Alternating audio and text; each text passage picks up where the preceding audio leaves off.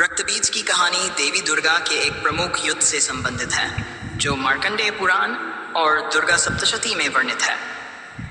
ये कहानी देवी के महासंकट का प्रतीक है और उनके द्वारा किए गए महान पराक्रम को दर्शाती है। रक्तबीज कौन था?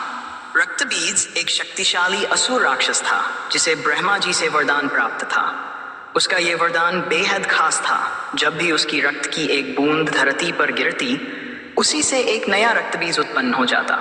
इस कारण उसे मारना लगभग असंभव था, क्योंकि हर बार जब कोई उसे घायल करता, उसके खून की हर बूंद से नए रक्तबीज पैदा होते और सेना और बढ़ जाती। असुरों का उत्पात। रक्तबीज और उसके साथी असुरों ने देवताओं पर अत्याचार करना शुरू कर दिया। जब रक्तबीज और अन्य असुरों ने स्वर्ग पर आक्रमण किया, तो सभी देवता अत्यंत परेशान हो गए और उन्होंने मदद के लिए देवी दुर्गा का आह्वान किया। दुर्गा मां को ही असुरों के विनाश की जिम्मेदारी सौंपी गई। रक्तबीज का वध।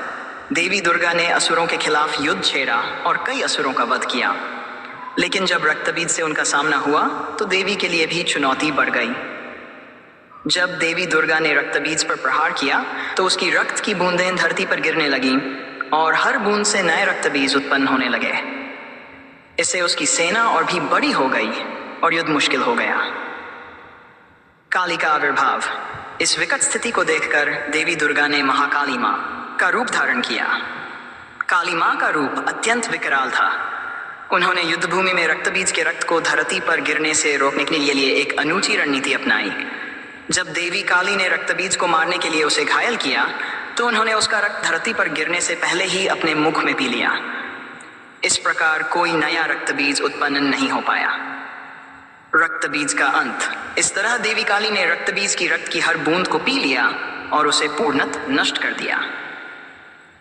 रक्तबीज का अंत देवी दुर्गा और काली की एकता और शक्ति का प्रतीक है, जो यह दर्शाता है कि जब संकट अत्यधिक हो जाता है, तब देवी अपने उग्र रूप में प्रकट होकर अधर्म का नाश करती हैं।